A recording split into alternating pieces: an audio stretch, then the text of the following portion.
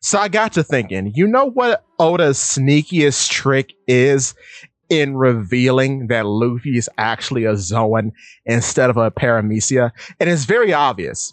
It's because when he is a child, he cannot utilize his rubber body correctly.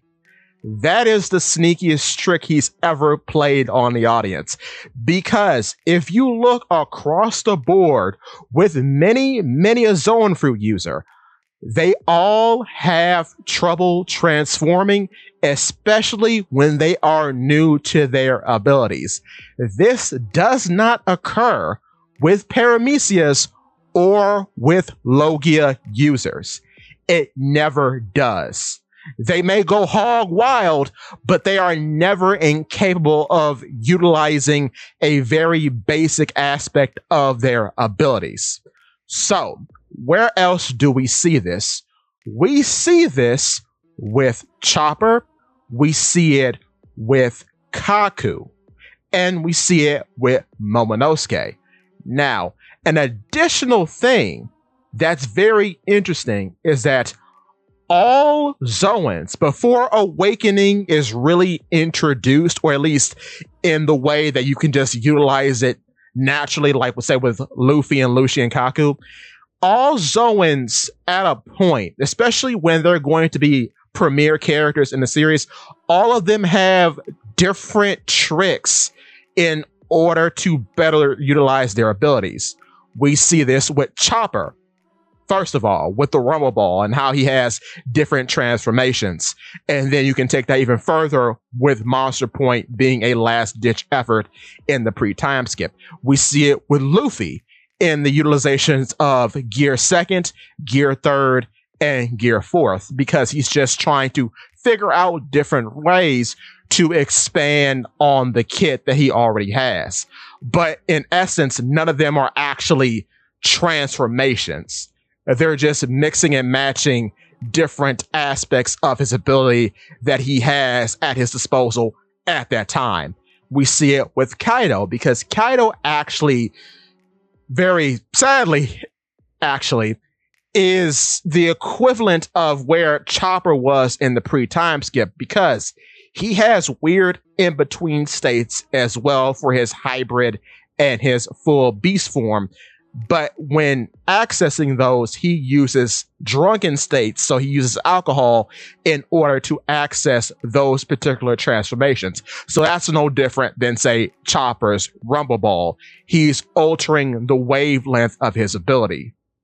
Then we have Black Maria, who has permanently somehow altered the wavelength of her ability using some sort of medication. So in all cases, you have Zoans who are not very good at using their abilities when they are new, and two, you have Zoans using different methods to make up for the weaknesses that they have, or to make the most out of what's at their disposal at the moment. Another very interesting thing is that in Enies Lobby, we really get to see the difference between a first-time Zoan user and a first-time Paramecia user.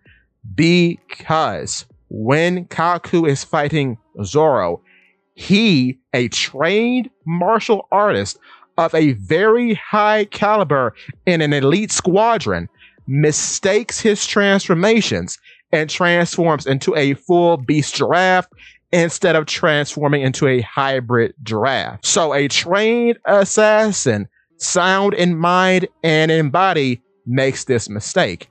Now compare that to Paramecia user Khalifa, who, when fighting Nami, felt the need to take a bath and voluntarily weaken herself, then had the battle competency to shrug off the weakness from the water and continue the fight. Mind you now, the interesting part about this is that Khalifa is said to be a weaker caliber of assassin and martial artist compared to Kaku.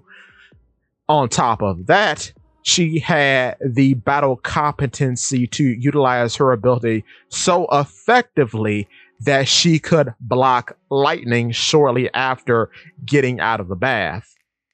One thing about her that I can never get over is that she makes a solid construct out of her soap suds in the form of a giant monogrammed bar soap for defense. That's crazy to me. But yes, Luffy is no different than Kaku in this moment because when he is a child, he cannot control his punches or the rubberiness of his body, and therefore he has to train and get used to it in order to use it effectively in combat.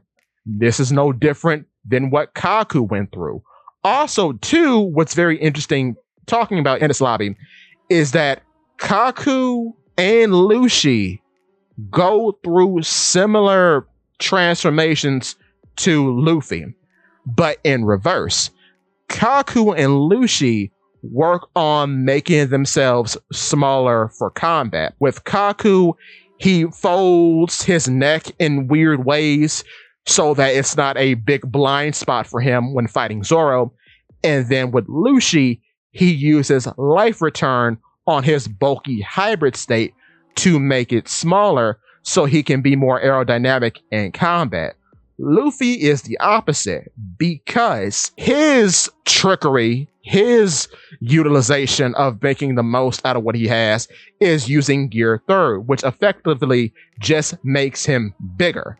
So while Luffy increases in size, both of them try their best to decrease in size, which that I find very interesting on the whole. But with that being said, that's all I have for you today.